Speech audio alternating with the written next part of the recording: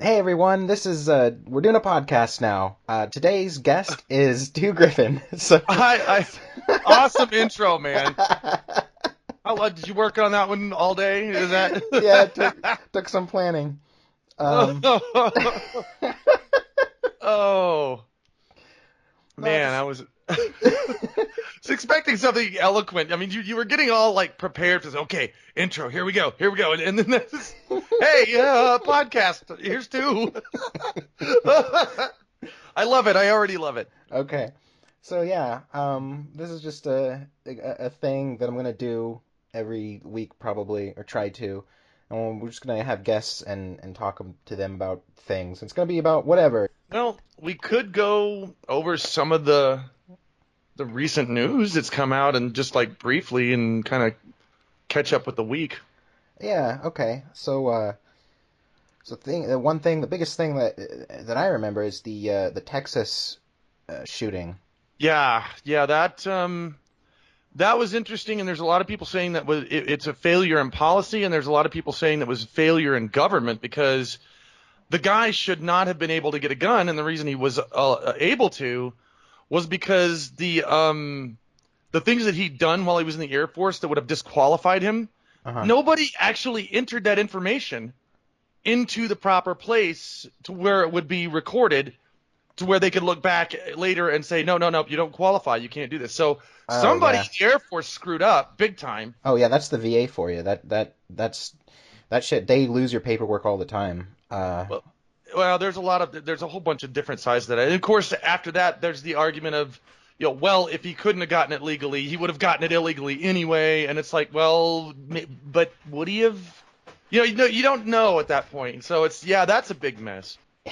If he would have been able to get a gun illegal, I mean that's the big argument for gun control is that it kind of doesn't matter because there's so many guns in circulation that it just doesn't matter if you say you can't have them. People have them. People have dozens. Well, and not that I've never done this, so I don't know for sure, but I've heard more than once that getting a gun illegally is actually a lot easier than getting one legally. That's what I've heard, and it's a lot cheaper apparently because you can find some thug in an alley somewhere that'll sell you a 9mm for $70, and then it's untraceable. You take it home, and there you go. It's not So even that hard. You don't even have to find some sketchy dealer in an alley somewhere. You can just go to gun shows and buy them without signing a single piece of paperwork. Well, now see, that's where I disagree. I'm a big advocate of firearms. I love firearm ownership, Uh-huh. but I like to think I'm responsible. But I still believe that there are some holes in the process that should be plugged up, and that's one of them. I mean, what's the point in having a background check to get a firearm if you can just go to a gun show and do one without a background check? I think that hole needs to be plugged up big time.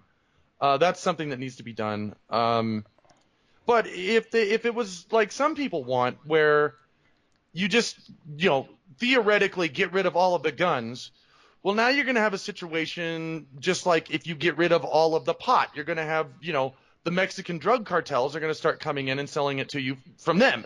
Hmm. They'll do the same with guns if we ever got rid of guns. They will never go away. There's just no way to get rid of all guns on this planet at once. And even if you did, somebody'd find a way to make another one. And so, it's just that can't happen. I think honestly, we need to be looking more towards finding out the cause of why people want to shoot other people in the first place. Right.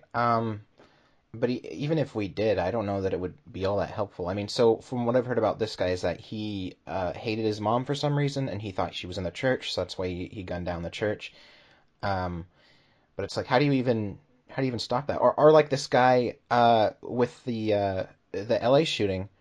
What was even the reason for that? There is no one has any idea why he even did that, and it was just so sudden. Yeah, he didn't leave a note. He'd never done anything. In fact, he got his weapons legally because he'd never done anything wrong before in his life, Hmm. apparently. Um, but I don't know. I just kind of think, and I'm starting to wonder lately if I'm not completely crazy about this, but are people expecting too much out of humanity? I mean, are they actually expecting a world with 7 billion people, all with different ideas, with different temperaments, some with mental illness, And for there never to be any unnecessary violence is we are a violent species. We've always been a violent species. Is this Hmm. something that we should at some point just say, look, we're going to take a mulligan on this. There's some things that we cannot and will never be able to solve. I think people know that, but we still try to do our best to mitigate it wherever possible. Yeah. Yeah, and Uh, I don't see any problem with that, but with, minimizing violence as much as mhm. we can. Yeah, that's the thing. I don't know. It's hard to say. Like, how do you take a group that big and try to apply even if just America? I think there's 300 million people in the U.S. How do you take a group that big and try to make laws that's going to apply to everyone and do the job it needs to for every single person, regardless of their status and needs? It's like it's an impossible task. Yeah, that's not a possible thing to be. You can't do that. I mean, you would have to look literally at every single person, their conditions, their lives, and make a different set of laws for everyone in the country. And you can't. That's just you can't do that. So I don't even know where to begin with that. Like my personal thoughts on gun control, though. Well, I own a gun, and I want to have it. I don't like think I'm going to ever use it, but I want to have it because I know that other people have guns, and especially I live in Virginia, where it's just an open carry state. Everyone have people go to Walmart with their rifles on their backs. It's like it's almost a necessity to have one just to not even feel safe, just to because something might happen. Yeah. Well, and I spent a lot of my younger childhood in Arizona where people did the same. They'd walk in the bank Hmm. with 44 magnums in their holsters just in plain view, and it was normal. Like nobody batted an eye at it, but it did add a certain level of mutually assured destruction to the Hmm. whole thing because you're not going to open fire in a bank where everybody and his dog is carrying a gun. Right. Yeah. I just don't know. Yeah, I don't know. I've thought about it, and I don't have any sort of conclusion that I can come to that's really good that solves any sort of problem. Well, and speaking of Virginia, elections just happened, at least the first of them anyway, and Democrats won a lot bigger than they were expected to win. Hmm. So that's a bit of news that happened also. Yeah, I actually haven't been paying attention to like state government other than uh, I got a text from one of the campaign offices, Oh no. and it said, vote for this guy. And I said, I'll vote for him if I get free Taco Bell for life. And they actually responded, uh, and they were like, I don't know, why don't you go directly to the guy and ask? So I hit him up on Twitter. Anyway, that's an aside, just a funny story that happened. No, He that's didn't. hey, I think that's a perfectly legitimate. If politicians are going to be crooked enough to buy your votes in one way or another, they can at least Mhm. buy them in ways that we want them bought. You Right. know. Yeah. uh, Now, my dad owns several weapons, and he's kind of nuts. So, that's something that definitely scares people. But he's also a retired, Army veteran. So, are we gonna take guns from people who haven't ever done anything wrong, but kind of show signs that they might? well, that's a good question. I mean, and that goes into the who strikes first Hmm. because that's never been really the American way. It's like you don't go over and beat the hell out of your neighbor because he may one day rob your house. You don't. We just can't do that. That's casting judgment before anything happens. It's prejudice, basically prejudgment. Right. And so it's that's not right to do. Of course, on the other hand, it feels also kind of wrong just to sit around when you have suspicions that Hmm. somebody might do something and wait for them to do it before something is done. And I don't know if there's a middle ground in there. I really don't.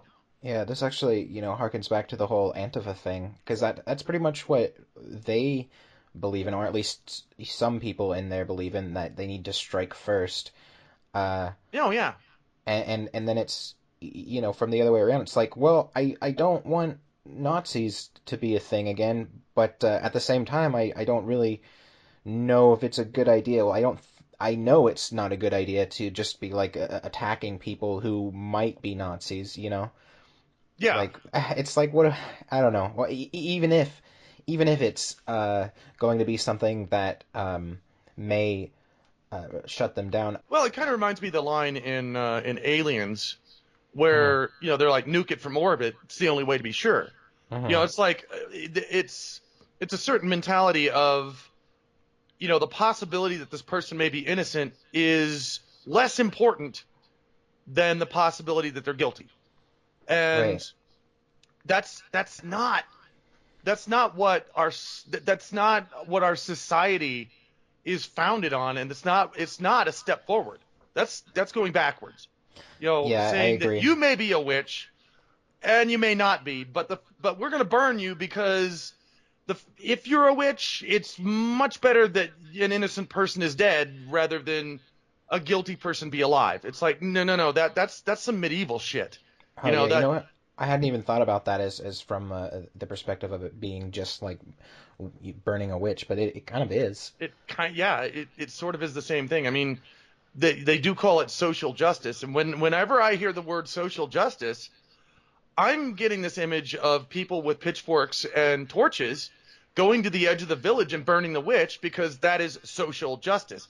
The reason that we don't do social justice anymore is because we developed legal justice, Right. and because when you leave justice in the hands of sociology, then you're leaving it in the hands of people who can become hysterical, who Hmm. can judge things based on their emotions and their feelings, and they take action based on that. And that is not a good way to govern a society. Yeah. It's funny that you mentioned that because I was just watching. Have you ever seen the show The Orville? Yes, I have actually. I really like it. So yeah, it's funny. It's kind of more like Star Trek than the new Star Trek. It is. It really is. It's more Star Trek than the actual new Star Trek is. It's so crazy. Anyway, there's an episode in there. I think it's episode 6 or 7, where there's this society that they go down to, and everyone has like a social media badge on their chest. And when someone does something you don't like, you like press the downvote button, and that gives them a downvote. And when they do something you like, you press the upvote. And Oh, I'm not okay. I'm not that far into it yet, but keep oh, going. I'm okay. sorry. No, no, Well, keep going. okay. Well, anyway, um, what happens is their entire justice system is based off of that. So, if people don't like you, or if you do something, that goes public and people don't like, and that you get enough downvotes, it's considered a crime, right? You're a criminal for having uh, enough downvotes, and that's you know that's like a perfect example of when this sort of social justice goes too far. Like that is the society that you don't want, that some people seem to. Yeah. Well, and it is very interesting too because it actually goes back in a certain form Hmm. to Greek city-states and polises and the way that they used to govern their cities. Because back then in ancient Greece, there wasn't really an overarching government for the entire country, but there were for cities or city-states or polises as they call them, and which is where we get the word metropolis. Polis meaning city in Greek. Hmm. And what they would do, a very popular practice, was that the city council would sit down once a year and they would reach into this pot, Hmm. and they would put a little mark. Somebody on city council was voted out every year. No matter if they did something wrong, it didn't matter. So what people did was they got these little pieces of pottery called ostracons, and they would vote just somebody out so that the person that was disliked the most was probably going to get all the votes, or at least most of them. And Hmm. when they counted up the votes on the little ostracons, that person was run out of town on a rail. Thus the word ostracized. Hmm. And so that kept people and the purpose of it, which was actually very effective, was it made sure that everybody on the city council was as nice as they could possibly be to everyone, because nobody wanted to be that guy that was, disliked the most, or else you'd get voted out. Hmm. And it's kind of a long-standing thing in our history to have this like dislike thing in society, Right. but it's working a little bit differently now, though. That's the thing. Right. It's not so much a legal thing as it is a well, honestly, it affects everything in your life other than legality. Like people get fired for this shit, from Well, their jobs. yeah, and I mean that's one of the ways it works differently, is because it's a lot of the time now the ostracization, the ostrac, God, say that for me, Ostracization. ostracization, yeah, that that is not based on the way the person has personally treated you, or Hmm. the legal decisions he's made, but it's based on rumor and speculation, and tweets and things that just are just not really a thing. They're not reality. Hmm. People ostracize you based on things, and they can get you fired, they can get you, deplatformed, they can get you, they can basically wind up with, you being homeless in the street just because somebody said that somebody said something that you didn't like, Right. so down the line, and it's ridiculous at this point. I think that uh, going on that topic, but like, a little bit off.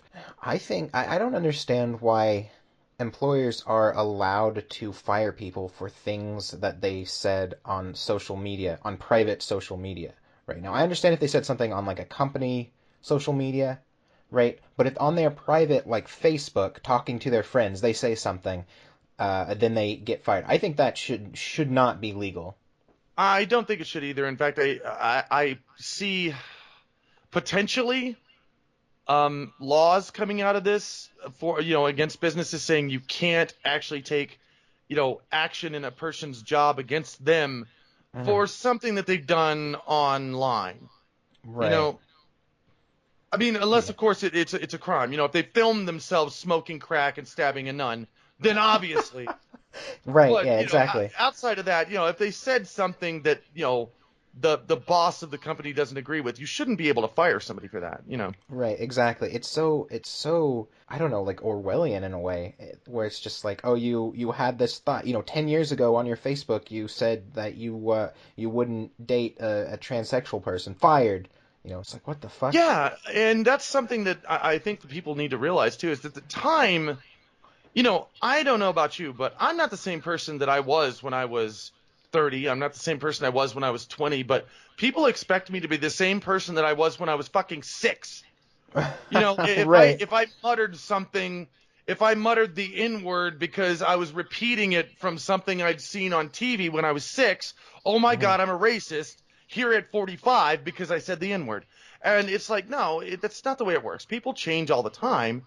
Hmm. And, to dig up something out of context, like some old screenshot, or some comment you left more than 10 years ago, your ideas may have changed by then, but that's the thing, is that, and this is a lot of times on the left, I've noticed, they Hmm. won't allow you to change. They won't allow you to.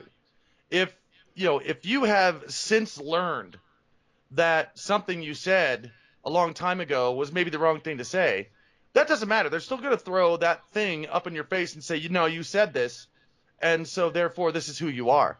It's like they're to the ranting Griffin is, Hmm. to a lot of, well, to the I guess you call them the extremist left. That's somebody I don't even know. That's somebody that's been invented just Hmm. by them. And there are things, I get the craziest shit. Somebody will come up and say, "Is it true that 15 years ago you actually slit your dog's throat and left him in the wood to bleed?" And I was like, "I've never owned a dog. What the fuck are you talking about?" It's this person, this To the Ranting Griffin person that they've made up, they've invented. He's not even a real, but I guess Hmm. they just need a villain that bad. I don't know. Yeah, it's bizarre. The other thing too is that, like you were saying, they won't allow you to change. Where like if you say something and then later you say, okay, I've thought about it and I've changed my mind. They'll say you're just lying, or Yeah. they'll say it as a bad thing, like, oh, you change your mind. That's you're not consistent. You're a hypocrite. It's like, what? Yeah, What am it's I just supposed to okay. do? Yeah, it's like you get you hate me so much because of who I am, and so I changed part of it, and now you hate me because I changed. What the? There's no Exactly. way to win. There's just no way to win Yeah. with you. You Yeah, know? there's no way. And that's why people always say, like, don't apologize to the left No. because it is totally pointless. Oh yeah, they don't want an apology. They don't care about apologies. If Hmm. you apologize to the left, they'll just point it and you can go, see, you were guilty all along. I knew it. And they'll just hate you for being guilty now. It's just there's no reason to do it. Right, and call you a hypocrite because you changed your mind on something. Yeah, exactly. Yeah, no, people like, and also like you were saying, people want to make villains. One of the things is I made a video like a year ago about pedophiles, and I saw basically that. Yeah. what the video was about was, for people who haven't seen it, was we shouldn't judge people who haven't committed the crime the same as we judge people who have committed the crime. And a lot of times that's what society does, like especially with pedophiles, right? And people, I don't know what happened, but they were like not ready for that video because they're like started this whole thing about people saying I was a pedophile because I was supporting pedophiles, and it was like, whoa, did you like watch the video? Like what, Yeah, what the yeah, fuck yeah. happened? What went wrong with that video just because it was about pedophiles? Like, oh, you made a video about pedophiles. You must be a pedophile. Well, Like, people often accuse me of defending Nazis. uh-huh. And I want to clarify just, right off. Yes, I will defend Nazis. And I know the tape's rolling now, and Uh-huh. the left is getting fired up to hear this. And the reason I'm going to defend Nazis is because they don't know what Nazis are. Nazis during, and I'm talking about Nazis during the 1940s when we were Hmm. fighting them.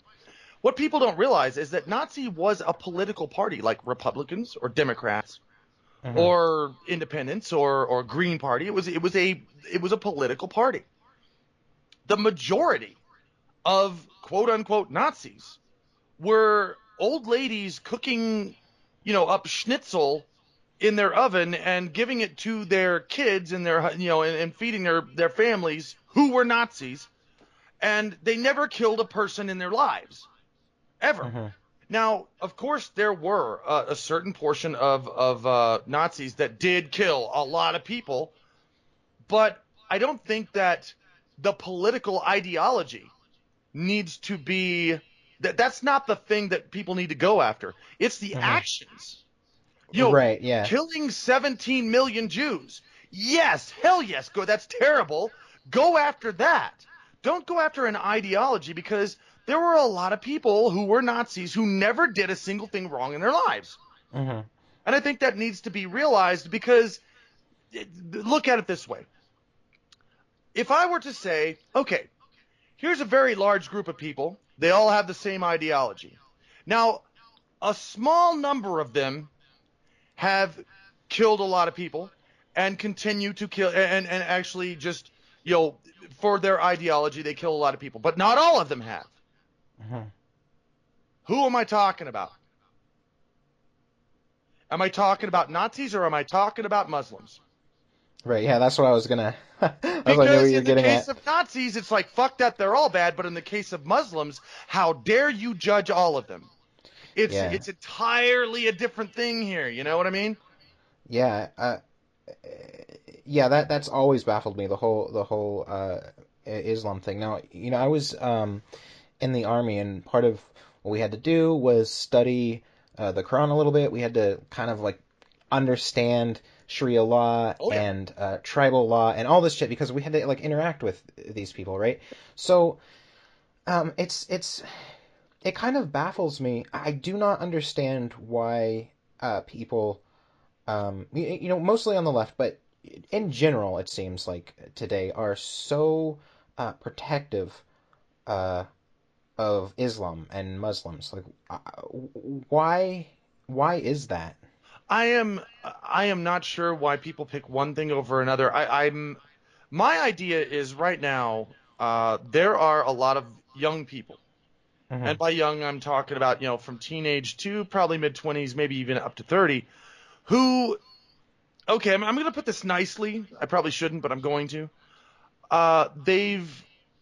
They don't have an enemy to fight. It's like for the first time, well, maybe not the first time, but for the first time in a very long time in this country, we don't have an enemy to fight. We're not really, there's not some imminent danger to the United States. There's not a Cold War going on. The Russians are not going Right. to nuke us.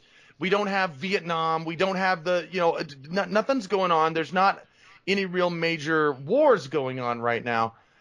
And the young people who are coming out of college now, if people are they're designed, they're evolutionarily, you know, predisposed to want to battle an enemy.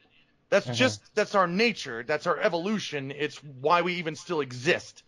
And they get to this age and they don't have an enemy. There's no enemy to battle. There's no real enemy to battle. So they make up their own enemy. And they point at Hmm. everybody who disagrees with them or everybody that makes them feel bad, and they call them the worst things ever. And you are now the enemy. You are now a Nazi. You're a racist because you said blah blah blah. As though Hmm. they have a crystal ball that they can predict what you feel, because they don't understand that racism and being a Nazi, it's based on your feelings and your ideology and not what you say.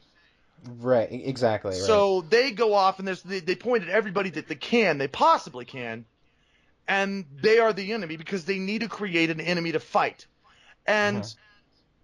it's so crazy to me. It's like they ignore the multiple, probably 100 times that I've said in my videos and on Twitter and all over the place that I don't believe any race is inherently better than any other race. I don't think that there's any white superiority. I don't want to get rid of or kill any other race. I am fine with everybody. I don't hate anybody. I've said it a million times. I hate about 5 people on the planet, and I think 3 of them are dead. So and I've said that a million times, but every time I do, they call up the same screenshot that's out of context and say, no, no, no, nope, here you hate everybody. It's like, I'm telling you right now, I don't. Nope, nope.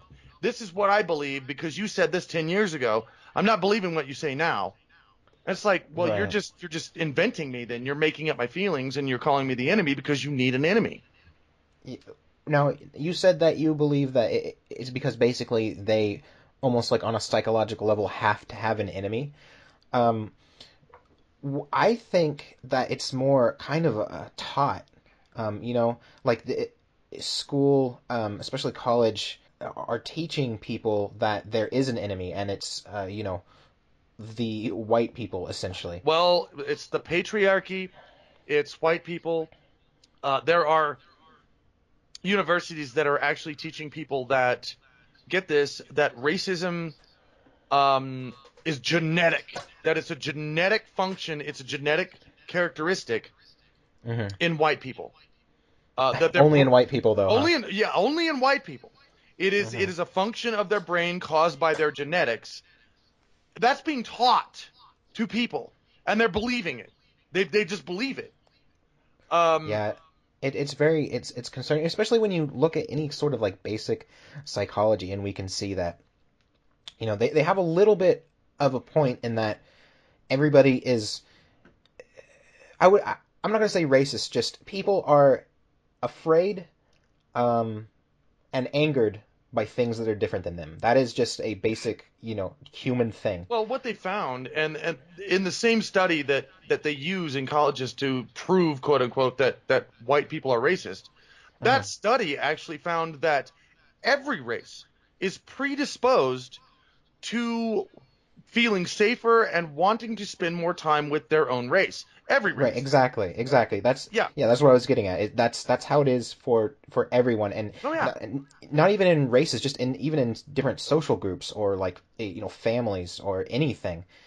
The closer someone is to you in physical appearance, the more safe. you feel around them. Yeah, well, I mean, in the case of, I think every race ever, you're a lot of your predispositions about the world are created when you're young. You're just growing up, and when everyone you see is Asian, and Hmm. everyone who's taking care of you is Asian, and everyone you know and all your friends are Asian, and then Hmm. you meet a Latino. Okay, well, that doesn't mean you instantly hate them, but if you don't feel as comfortable with them as you do an Asian, well, that's not a surprise. That shouldn't be a Right. surprise. However, the Exactly. left will call that racism. Yeah. That's just foolishness. It's bullshit. Yeah. No, I totally get what you're saying, but of course, even this conversation, people are going to take out of context. They're not Oh, going to under. oh, They, I'm trying to see how many quotes I can rack up that people will take purposely out of context to make sure I'm the next fucking Satan. Oh boy. yeah, they like to do the same thing to me to a lesser degree, but it's like I can't even. Yeah, I mean that's one of the reasons why I don't want to do it live because if I say anything, just like one little slip of the tongue or something, saying something that I didn't really mean but just kind of came out wrong, it's like, oh, that's with me forever now. Oh yeah. So Well, I yeah, so slipped it's up. like, See, just like I slipped up once in a gaming video, and I'm uh, surprised. By the way, the left, you're not doing your research because if you did, if you had, you'd have found this and you'd have thrown it back in my face forever and ever and ever. But there was one where I was playing a video game. It was what was the name of that World War II game? No, the World War One game that I was playing. It was oh Battlefield 1. no. This was a cartoony kind of game. It was Oh, puzzly and it was and I know what game you're talking yeah, it about. was I Yeah, think like it was Hearts of called Valor or the something. subtitle was The Great War. Yeah. And that was good. And there was a dude walking back and forth that he had a pattern and you were supposed to avoid him looking at you. And I'm Hmm. sitting there going, "Don't you look up? You better not look this way. Nope, nope, nigga, don't you look over here." Hmm. And I had to stop and apologize because I just realized what I said. See, the thing is that I have spent there's so much time around African Americans. I've had so many friends that are African Americans. I've had so many, people in my life that say that word casually, just meaning, dude. That Uh-huh. it just Right. flew out of me, and I didn't even. There was no hatred behind it at all.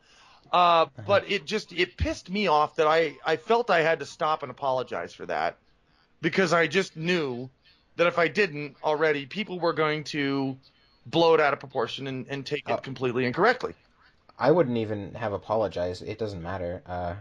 People. You think people are gonna take a clip of that and and include the part where you apologize anyway? Dude, It doesn't matter. Like people think that if you say like this whole PewDiePie thing a while back, God, like people think if you say the word that means you're racist. It can't possibly mean anything else other than you're racist. You can't possibly say something as a like a curse word. it almost reminds me, of the religious view of being homosexual.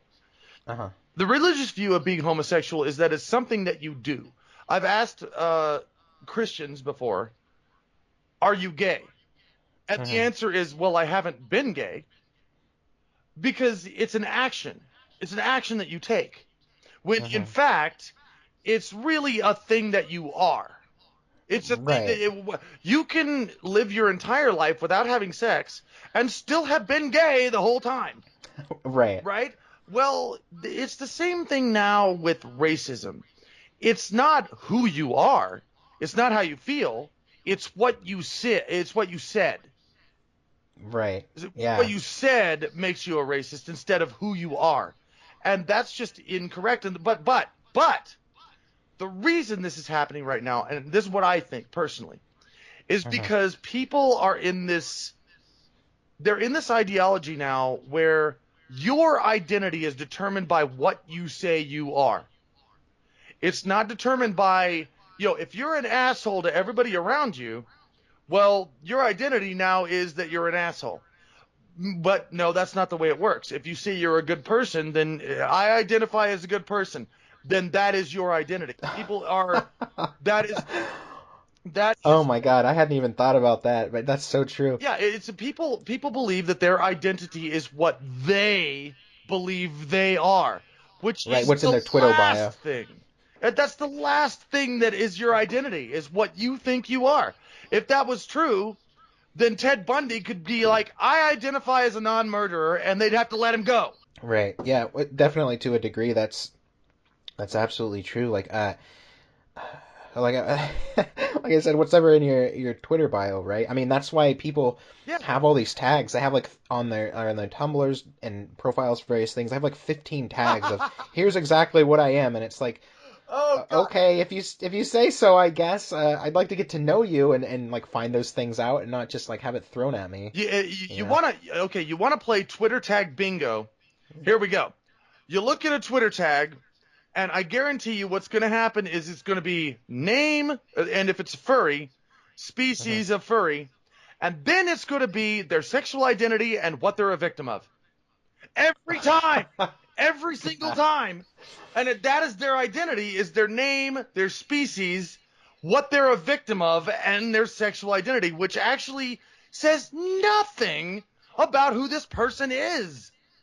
Right. Yeah, that's so true. People I don't pay that much attention to people outside of the furry community, but that is, man, that I see that with furries all the time. There was a guy who um, was making a YouTube channel trailer, and the first thing he said was, "I'm gay," and started talking about his like, his gender and his like uh, sexual orientation, and I was just like, man, why would you include this in your channel trailer as the first thing you start talking about? Like what? Why does it matter? Talk about like what you do, Yeah, who are you? not what you think you are or whatever. Yeah, and I see that. I do see that all the time. It's like, hi. This is apparently what people, the first information that people want a stranger to know. Hi, my name is blah. I am a victim of blah, and my sexual identity is blah. And it's like, that that means about as much to who you are as whether or not you like butter on your fucking peas. It means nothing about what do you do? What do you care about? What have you done?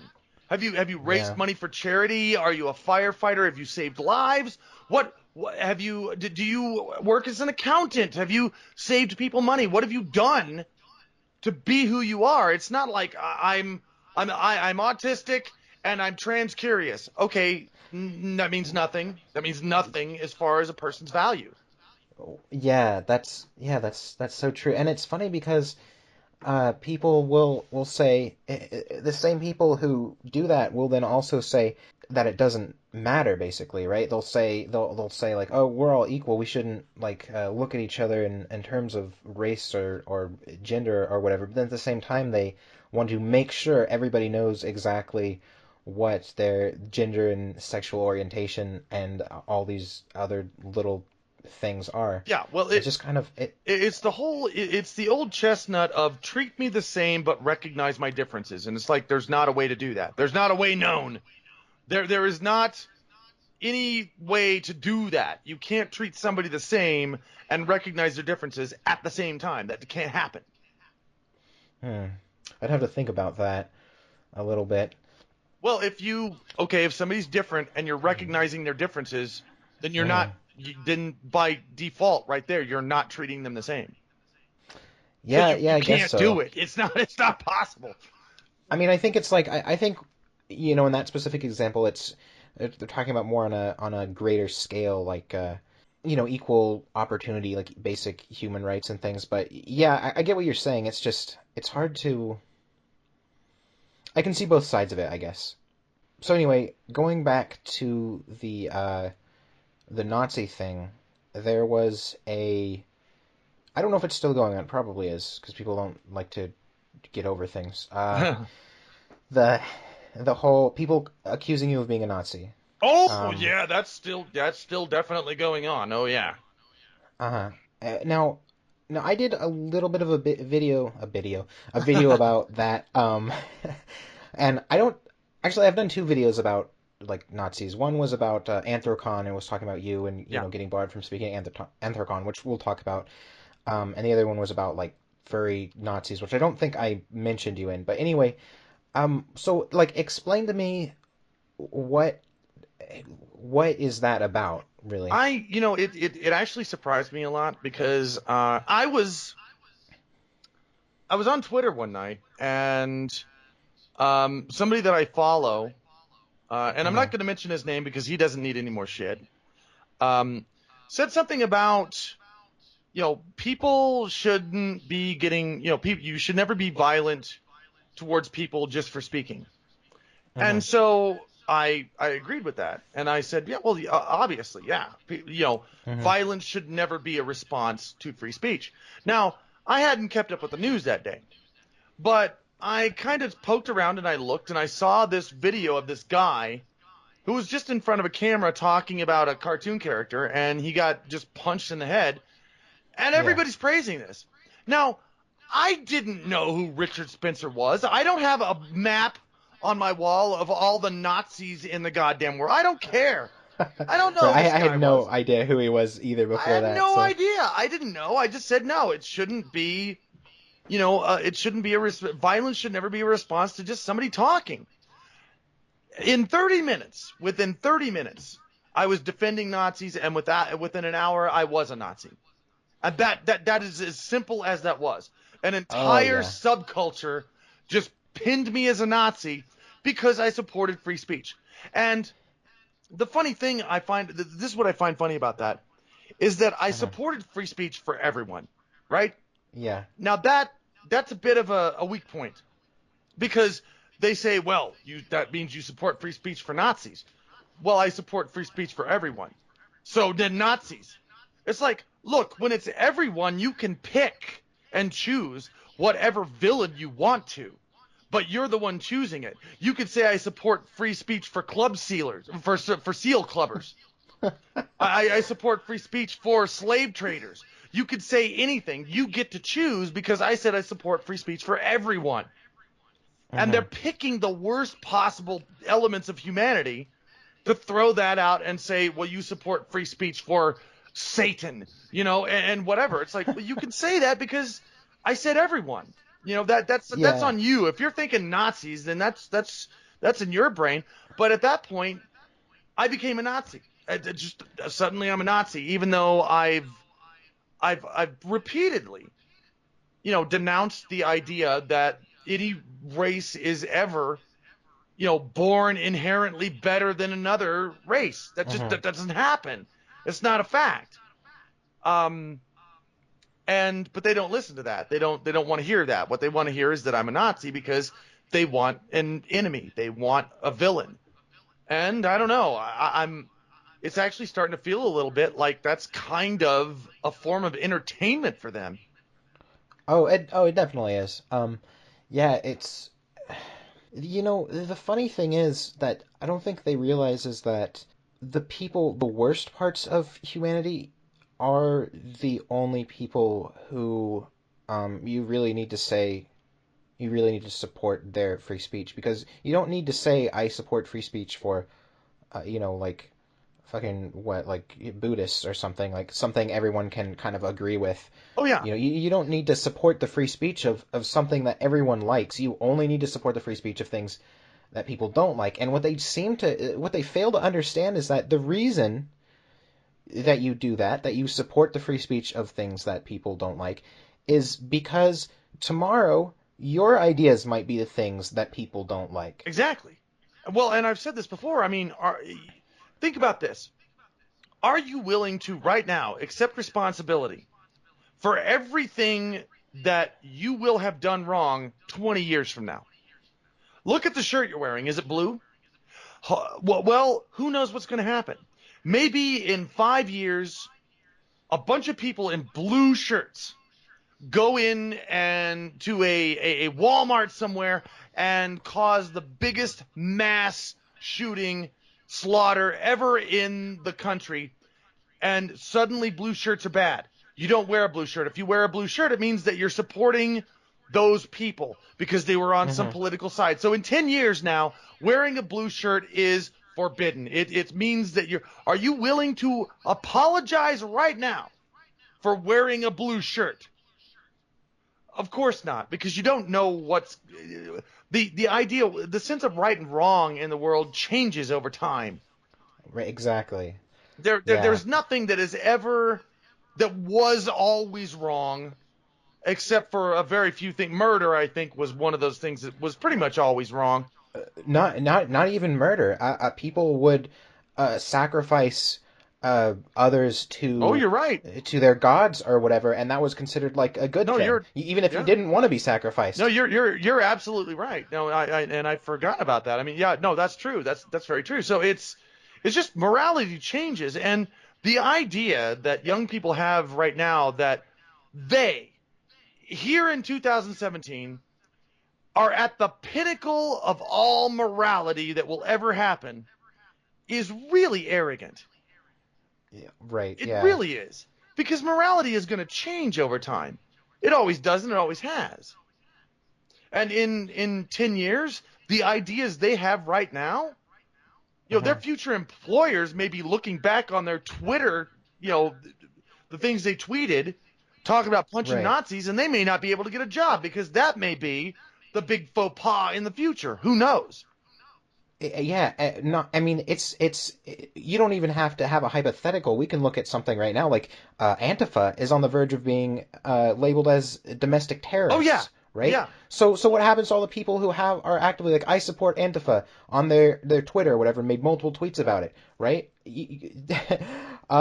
Yeah. Well, So that might be a problem for them in the near future, well, something that they're not thinking about. I don't think they're thinking at all. They're thinking with they're trying to think with their feelings, and it's not working. I mean, okay, here's an example, and I don't know. I may get hate for this. I don't know. I don't care.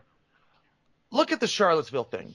Okay, you had a Hmm. bunch of, and these guys, these weren't just people that were disagreeing or had different opinions or didn't speak out enough and were Nazis. These guys were actually Nazis. These guys were actually white supremacists that showed up at Charlottesville, and they're carrying around torches and they're seeking Heil, and they're just chanting, Jews will not replace. Obviously, these guys are they're Nazis. Okay, Hmm. well, during that whole protest, unfortunately, very unfortunately, one of the Nazis rammed their car into one of the protesters and killed her, and now she's dead. Hmm. That's a dead person now. Now, let's rewind the clock and let's replay that. What if none of the protesters had just what if they just hadn't shown up? What if they just let these idiots carry their torches around and and Sieg Heil for a little while? They'd have done it for a few hours. They'd have gotten bored and they'd have gone home, and there wouldn't be a death. Somebody wouldn't have had to die. But no, that's not what happened. Antifa showed up with armor on and masks and bats, and someone had to die. When if they just let them, you know, yell their stupid shit for a few hours, they would have just gone home and nobody would have given a shit. Yeah. Am I wrong about that? Am I just I don't know. I see what you're saying. Yeah, I mean I see what you're saying. It's just it's kind of a almost blaming the victim kind of deal. But I totally understand where you're coming from. I mean the same thing is could be said Well, for a couple years back. There were these two women who went to India, which is like the rape capital of the world or whatever, and they got raped, and they came back, and it was like such an awful thing, and people were saying, well, why did you go to India? And it's like, yeah, that's kind of blaming the victim. But as I think there was a comedian who said this, um, all I'm saying is that if you hadn't gone to India, you wouldn't have gotten raped in India.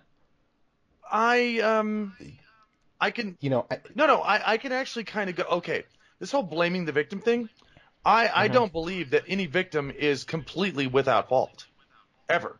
Now, I think there's a scale. I mean, I think there's some times where, the victim is far less at fault than the attacker or whatever happened. It's like if you walk into a convenience store and somebody comes in there and shoots you because they're robbing the place, you have Mm-hmm. a tiny amount of blame because you chose that store at that time. A little, tiny, minute amount of blame. But Mm-hmm. if we're talking about a person who falls asleep in his house with candles lit all over the place and they inevitably burn up his house and him with it, well, do we like, oh, can't blame the victim? Really? Mm-hmm. No, he's got a bit of a blame there. If you walk down the street of a known, hostile black neighborhood with a shirt that says "I hate N-words" and they stab you to Mm-hmm. death, okay, you do we not blame the victim? No, there's a bit of blame there, Yeah. Yeah. I. It's on a scale to me. I mean, and I know where this came from was it came from the whole rape thing because there were Mm-hmm. a lot of people that were, and this is wrong, by the way, very wrong. I'm going to put that out there. People who would say, well, she was asking for it, or she was wearing provocative clothing, so Mm-hmm. she was asking for it. No, that's absolutely wrong. That's totally wrong. Um, that's that obviously is blaming the victim for something that they did not ask for. Uh, Mm-hmm. but I think it's on a scale. Some victims, yeah, it's largely their fault, and some of them, it's not. You know, Yeah. No. Yeah. That. That. Now that you say that, I think I do have a little bit a little bit more understanding. Like especially if you're Antifa, you go in your mask and your armor with your weapons, like you're prepared for war, right? And then someone dies as a result of that. Uh, like you went to that yeah, war you went willingly. to that war willingly, ready to fight, and you lost your life. So that's not a thing where it's like blaming the victim. It's like, no, you've got a good bit of responsibility on that one. That's you didn't have to go out. You didn't have Yeah. to go there specifically to actually, you know, cause a beef with, some people that you don't like their opinion and you don't like their ideology. And that's fine. I mean, I get it. I don't like Nazi ideology either. I don't like it either. Hmm. But my personal stance on that is if there's going to be a Nazi rally and they're going to like go in my town and walk down back and forth down the streets with with torches and scream Sieg Heil, fuck them. I I don't need to show up there. They can do that for all they want and it doesn't affect my life at all. Now if I show up there with clubs and start trying to beat them, then if I get shot or stabbed or run over, I kind of am partially responsible for that. Am I not? You know? Right. Yeah. Yeah. No, I get what you're saying absolutely, but I guess I can kind of see the other side of it too. Like that's always the thing. People make fun of me for this. They're like, "Oh, you don't stand for anything. You're a centrist." And it's like, Uh, well, I'm a bad person for like trying to see both sides of an argument. no, Anyway, I'm the same um, way. I'm absolutely a centrist, and no, I understand your pain because we get caught in the middle so much. I've been called yeah. an SJW by the right and a Nazi by the left. Oh, absolutely. I That get it happens from all the both time to me. ends, man. It's almost every It's day. Almost every it's a day. good That's thing. It someone's. is a very good thing that I'm a willing faggot and I will bend over and take it all. I am happy about that because I get it, man. And no, but I do have strong stances on things. I'm very anti-violent. I Mhm. mean, Oh yeah, yeah, yeah. people are like, well, and they respond to me sometimes and they say, well, say that to the Nazis in Germany. It's like, well, if the Nazis in Germany were anti-violent, then we wouldn't have had to have that conversation. So I'm very anti-violent. I'm totally. There's no reason for violence ever. You know. Right. Um. But I guess what I was getting at is if we can look at it from the other side, from the side of Antifa or the far left, is I think they legitimately think that Trump is a Nazi who is trying to reinstate Nazism, and that if they allow to Nazis or white nationalists or whatever to march around in the streets and wave their flags or whatever, that that the country is going to become like a Nazi state. I think that's what they actually believe. Like that's going to happen. So what they're doing is they feel that they are doing something that's necessary, right, for the betterment of all. And it's like I don't know how to combat that. And unless they are completely ignorant of the facts, I don't actually think. Well, it's possible that they actually believe that Nazis are taking over the entire world, even though the largest group of Nazis in this country is 200 people. Right. They maybe think that, but and this is not going to be a popular opinion, but I think it was the first time they were ever told no. I mean, they were, raised as toddlers in this, and I know this because, people just slightly younger than me were the ones that raised these people, and Mhm. they were given everything they wanted. They made sure they were very comfortable. If they if they fell and skinned their knee, then the entire school would rearrange the playground so that it was made out of soft rubber and nobody could ever get hurt. And they went out, they were protected. They got all their iPhone. Oh, yeah, I want an iPhone. You get an iPhone for Christmas. They get out of that. They go to college, which college is now it's adult daycare. That's all it Mm. is adult daycare. And now they get spat out on the other end. And every time they've had any kind of disagreement with it, if someone says something they don't like, they stomp their feet, they pound their hands into the ground, they scream, and everybody caves in. Everybody Right. caves Yeah, in. that's. Now, this election with Trump was the Mhm. first time they were told no. You can't have it. I know you want it, but you can't have it. And what did they do? They did the same thing they've done all their lives since they were 3 years old is they stomped their feet, they threw a tantrum, thinking that the entire U.S. government will go, okay, just like their college campuses, and back off and so okay, never mind. People are crying, so Hillary's president now. And it's the first time they've been told no. Right. Oh, and you're right. There were people who absolutely thought that. That's why there were so many riots Oh yeah. and protesting going on all across in major cities for Hillary to be president now. And it's like that's not how it works, Yeah, guys. they're throwing Uh, tantrums that would basically happen if a 3-year-old knew how to catch things on fire. That's basically what they're doing. so yeah, but that that goes back to what we were talking about a long time ago, where I was saying that it's we were talking about nature versus nurture, where and that's a prime example of nurture there. That it's not maybe it's not so much that they desire to have an enemy, is that they're taught to that they need to have that that they should have an enemy, right? When somebody tells them no.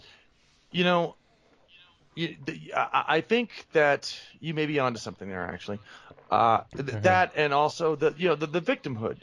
I have heard Hmm. from current college students and they're young people and they're going into college, and they've told me that you get into college and you go through the steps that you normally go through in college and you sign up for this and that and you have to fill out tons of papers and get your funding and your grants and whatever you're going to get.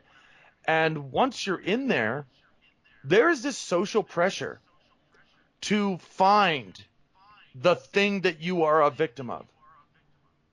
I Mm. mean, there's a social pressure to that in college. It's like, well, I'm a victim of this. Right. It's a defining thing. What am I a victim of? Now, I know a lot of these younger people don't realize this, but a victim, and I'm an old guy, ignore me if you want to, I don't care. Um, a victim was something you did not want to be. A victim was something that you were supposed to rise above and get over. That was the Oh sign of yeah. who you were. That was a sign of your strength, is how well you could get over being a victim of something. You didn't embrace it, you didn't enhance it, and you didn't use it as part of your identity. But now it's a thing. It's a thing where people they add that to their identity.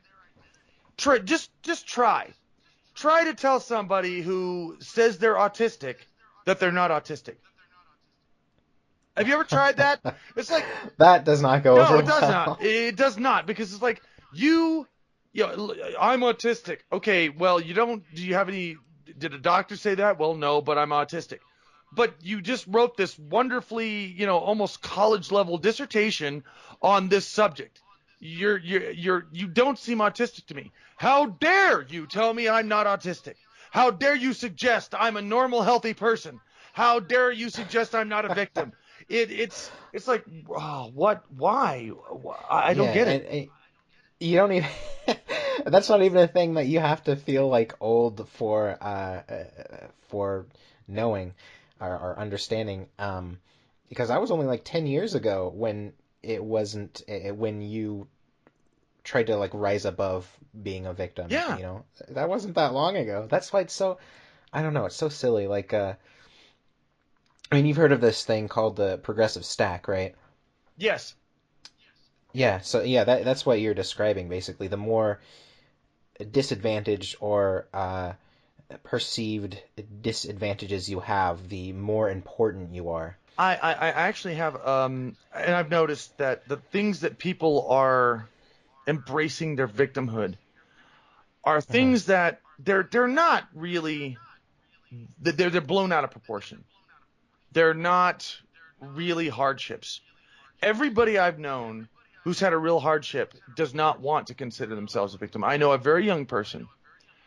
He's one of Hmm. my patrons. I'm not going to mention his name, and he's going to college right now. He's a museum curator at this point, and he's only, I think, 21 or 22. He's very young, very successful, very energetic person, very intelligent.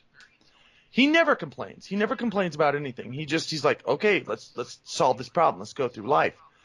It took me almost a year uh, just to think that this person was anything other than a very happy, successful, energetic, forward-looking person, until he finally, told me that one day when he was about 12, his father, who was apparently turned a drug addict, threw a Molotov cocktail through the front window of his house with him and his mother in it. And then he ran out the back door, and when his mother ran out the front door, he shot her on the front lawn and then shot himself when he was 12. Wow. And that's this guy's life.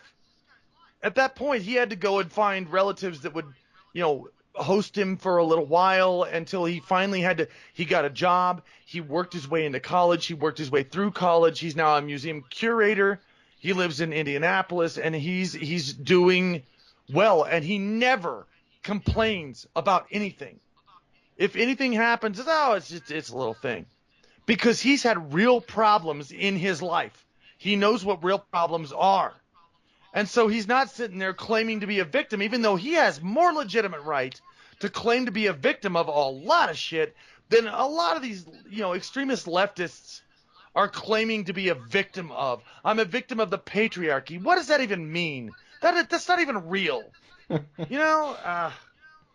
What it comes down to is that even some of the people who complain all the time or have this like victim status, like some heinous shit has happened to them, but it's a matter of, are you going to use it to, I guess, better yourself, or are you just going to let it control you? And what they're being taught, I believe, is that the better thing to do is to just kind of like give up on life and not become stronger because of something bad that has Well, happened to you. they're being taught to use it, which, to me, the idea of using um, your victimhood to manipulate other people, that's pretty gross.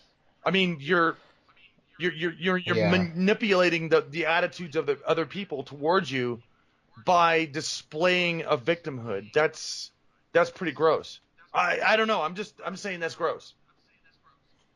Yeah, no, I can agree with you on that. It's like exploitive, but you're exploiting yourself. It's very Yeah, strange. yeah. I mean, you're exploiting a victimhood to get different and better, more favorable reactions towards you because of guilt. Really, I mean that's what it is. It's you're using your victimhood to guilt people into treating you the way that you want to be treated, and that is really Hmm. gross. All right, so once again, going back I'm to so to sorry. the whole I've Nazi I've thing. I've dragged us off topic so many times. I Oh apologize. no, this is it's been an hour already, and we haven't even talked about the one thing No. that we were going to talk about. Anyway, it doesn't matter. It's fun, just talking. So yeah, so there was this. We talked about a while ago about the whole Nazi thing, Yes. and you would explain it to me pretty much the same way that you explain it now. But there's one thing that kind of bothered me, and it was this live journal or something group that they were called Nazi Furs, I believe, and you had signed up on there, and Mhm. I that just kind of confused me. So what was that Okay. about? Well, that and this you have to understand. Yeah, I was talking earlier about accepting blame for things you're doing now that may be wrong 20 years from now, right? Hmm. Well, back in those days, there was a live journal group, and I can't remember that they were called Nazi Furs or Fursies or something like that. Hmm. But their whole thing was that now this is just a little bit of a private. It's kind of a thing about me. Military uniforms turn me on. I love military Hmm. uniforms. I think they're hot. Okay. I I thought I this is what it was think going to be, but okay, military go ahead. uniforms are awesome. I mean, some of them are better, some of them are worse, but the Nazi uniform, particularly the SS uniform from World War II, it's black, it's flashy. Now, removing that uniform from anything that it's connected with anything death, okay?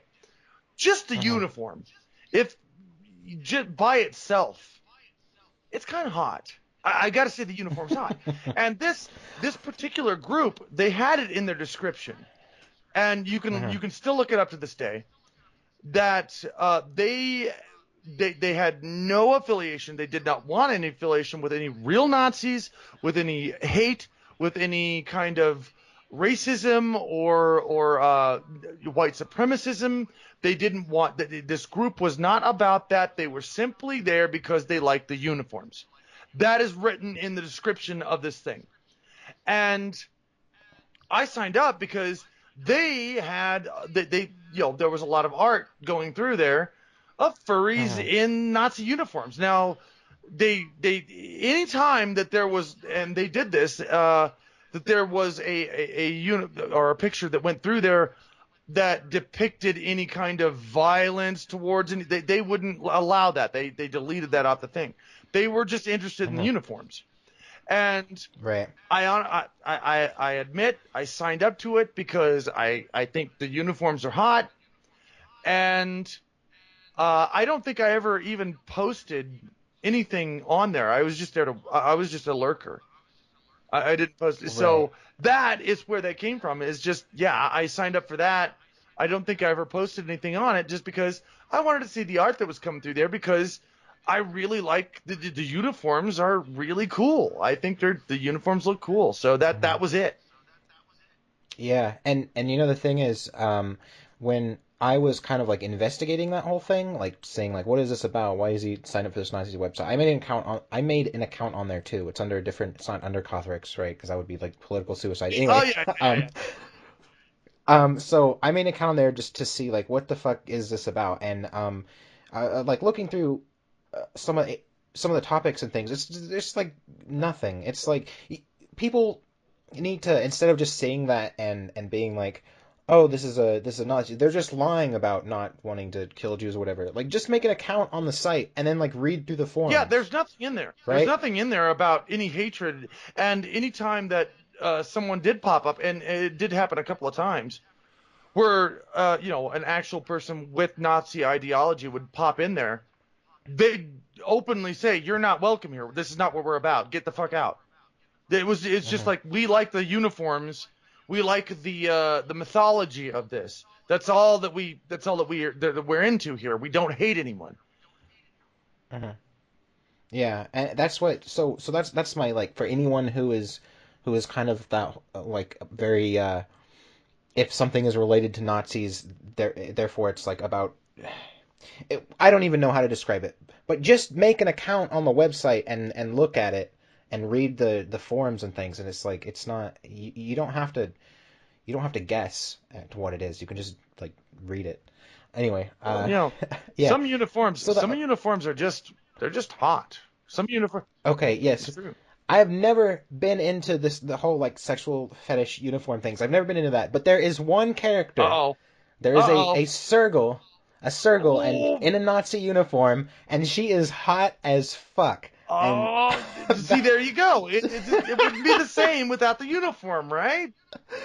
right. Well, yeah, that's part of it because she's like I don't know what to call it, like a like kind of a bad bitch or something. I don't Oh, I even don't know even. what the proper term is, but yeah, like she's like a yeah, I do her. Anyway, so so you know, regardless of any affiliation to Nazis, so So just look for the billionth time. I don't care. Just ask me the questions straight out. mhm. Ask me straight out. Actually, it doesn't really have to do with Nazi. It kind of does, but uh, I wanted to talk for a minute about this whole Anthrocon thing because we Oh, haven't actually spoken okay. about it. So basically, how I understand it is the Anthrocon board saw that you had said some things on Twitter that could be construed as you defending Nazis or Yeah, whatever, right? And so they decided that they didn't want you to speak at all at any panels or anything at that's Anthrocon. right. Okay, so uh, what the fuck? Well, you know, I wasn't saying. I haven't even like I, a long time. Yeah, how many years have you spoken at Anthrocon? I wasn't saying this before, but I can say I can say it now. Um, the the official explanation from Anthicon was that Two Show was dwindling in numbers, and the fact was that the numbers that they had recorded that it had dwindled to would fit in no other room than main stage still. So it wasn't like, you know, you're off main stage, you're going to go to the smaller room because my audience wouldn't fit in there. They're like, you have no place here at all, period. And I Mhm. said, well, okay, so the charity show, what about that? It's like, no, you can't even be here to raise money for the charity show. Oh, so I'm banned. Now the information that I got was that um, because of my tweet about free speech, Mhm. I was, you know, it was determined that I shouldn't speak there anymore, and this was determined by an individual named Zydex or X Trash Can, uh, and he has been Zydex has he has been obsessed with hating me for like 10 years, 15 years, for Right. forever.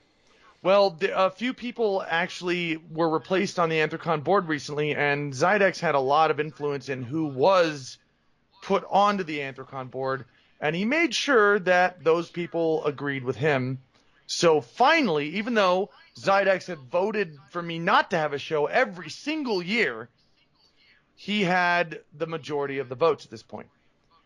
And Mhm. I've said that, you know, I've got this from a reliable source before, but I wasn't able to say who. The source that I got this from was Uncle Kage. Okay. Yeah. Yeah. That's something I've It's never funny actually because said before, but I can say it now. That is the source that I got the information from that I was banned because of Twitter drama. oh yeah, no, that was apparent. I mean, I made a video about that, and it was completely apparent that that's the reason why. But yeah, it's very odd because isn't Uncle Kage like the one of the kind of founders, or at least he took over Anthrocon at a very early Yeah, he's the stage CEO. and kind of right. I don't blame Uncle Kage because at this point that con is so large. The con is so big. Mm-hmm. There's so many people who are in positions of power who are running it that Uncle Kage can't know everything. He can only know what his board and his staff tell him. And Mm-hmm. they're not going to tell him, hey, we banned, To the Ranting Gryphon because of blah, blah. They're not going to tell him that, they rigged security to actually turn people away from my show the final year to make the audience look smaller, which I've had hundreds of people who said, no, we were turned away from your show when there were still hundreds of seats left. The security said, no, you go away. You get no more room. Wow, Yeah. I didn't know that. This was planned. This was rigged. This was all planned and rigged because they didn't want me. And I have to believe that Zydex and any of these SJWs that are on the board there have ever seen even one of my shows, because all of the shows that I've done at Anthrocon, they're all PG-13. They're they're there's no political things in there. There's no Nazi hate speech. There's no hate speech of any kind. It's just comedy. I have to think that they've never seen it before. They're living in their bubble, and they're hearing that I'm Mm-hmm. a Nazi, and they're like, well, we don't want a Nazi at our place, and so they just banned it. I don't think they've ever seen one show I've ever done. Yeah, or if they have, it's just like a 5 second clip of where you said something kind of ambiguous, Yeah, or some joke or some shit. Like that's the thing, is that that's what I see. I've watched a little bit of some of your shows, and I watched some of your Let's Plays, and like I know your sense of humor. Um, and it's like it's just so, this whole thing is just so bizarre to me.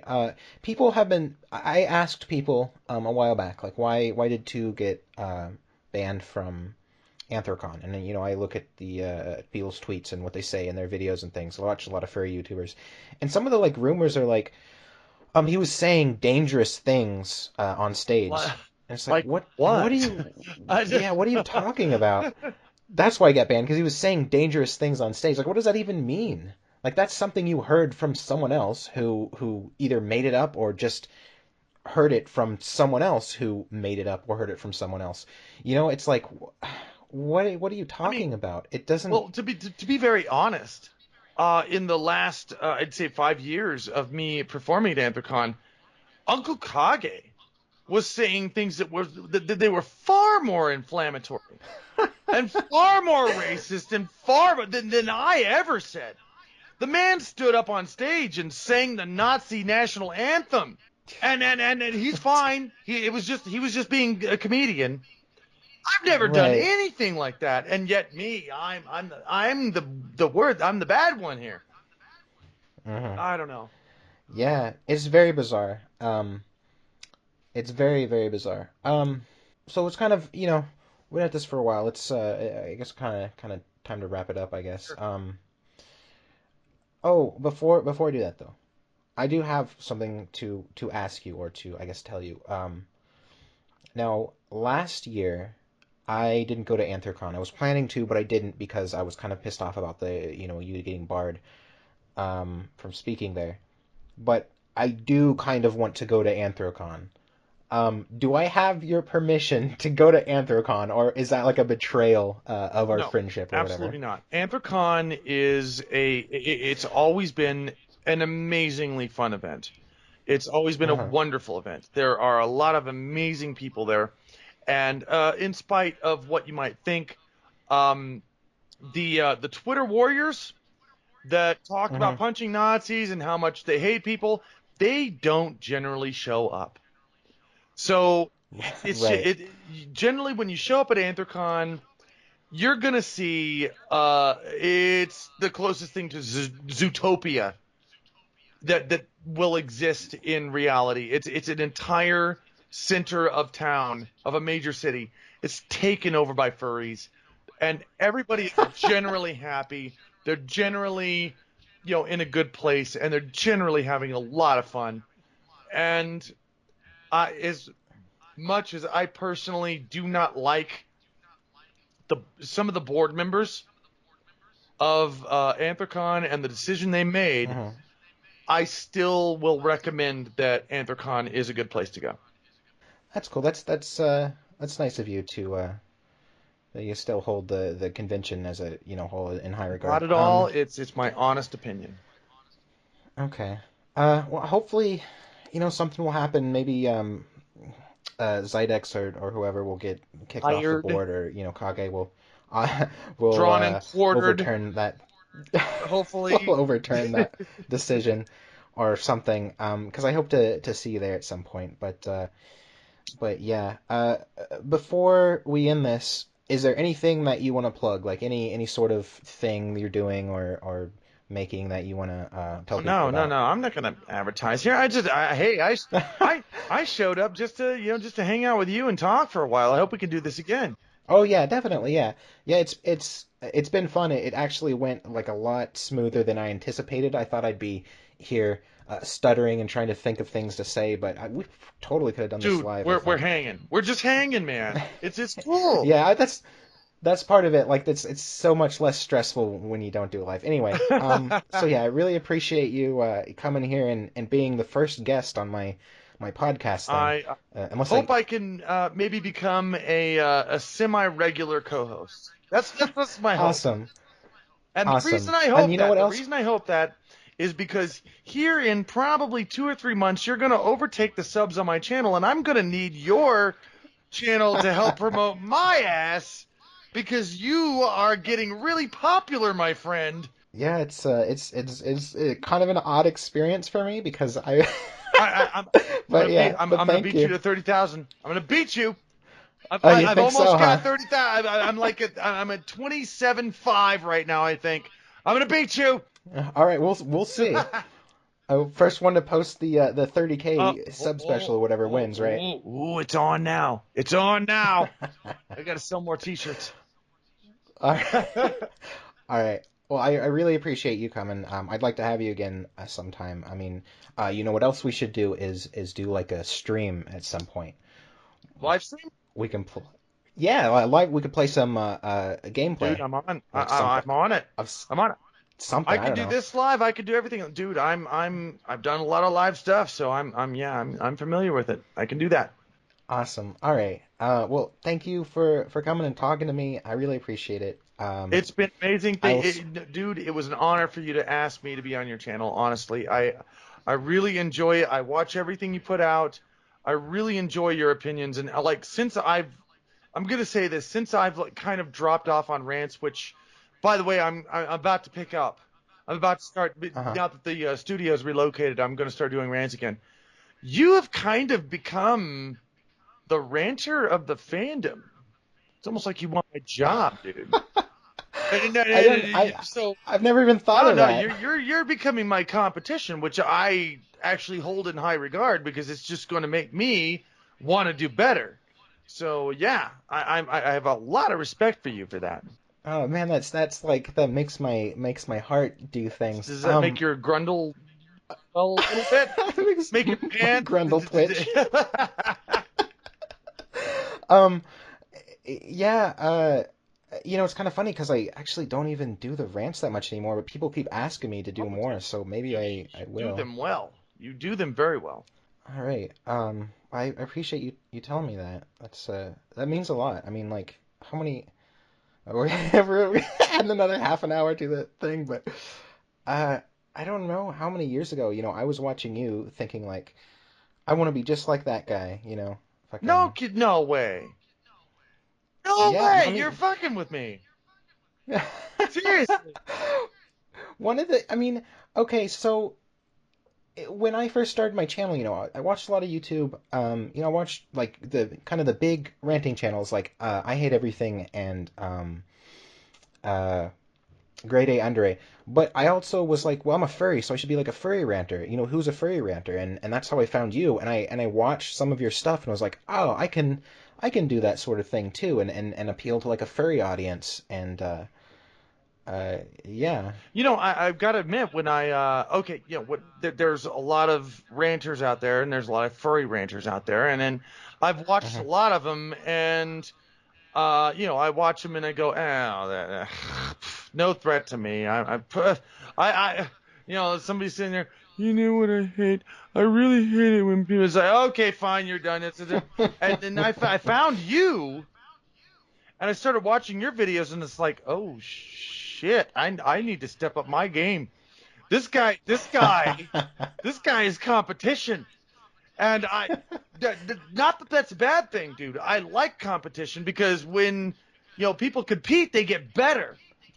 And you were somebody that I considered to be competition in because you were actually that good in the videos that you were making. And I started thinking, oh, okay, wow, he's using a lot more identifiable factual information. Oh shit, I should do that too. Yeah, you actually have inspired me to change a little bit the way I do things, and you've been amazing. You're an amazing dude. I mean, well, look at the hits you're getting, man. You're amazing. Wow, that's that means so much coming Oh from shit. Well, you. fuck you. I got to step on. I gotta beat. I've got to beat you. You're my goddamn competition, and we're both mythical animals. And I don't care that you're a dragon. You may be bigger, but I'm a fucking griffin, and I will continue to rant, and I will continue to do it. But I got to do it better than you do. All right, that sounds like a challenge. Maybe we'll rant together You know someday. what? Oh shit. That's a great idea, dude. All right. Well, I wanna draw this thing to a close before we encroach on the hour and a half mark here. So, thanks again for coming by. I'd like to have you again. Uh, you've been great. This is a great first episode, I Yo, think. mama, I'm gonna get you. 30,000 first. Yeah, we'll see. I've been looking at your social blade. We'll Oh, hey, see. hey, hey, hey. That's because of Adpocalypse, goddammit. Don't even think about that. All right. Well, I'll see you later, and everyone watching, I'll see you guys later too. Thanks for watching.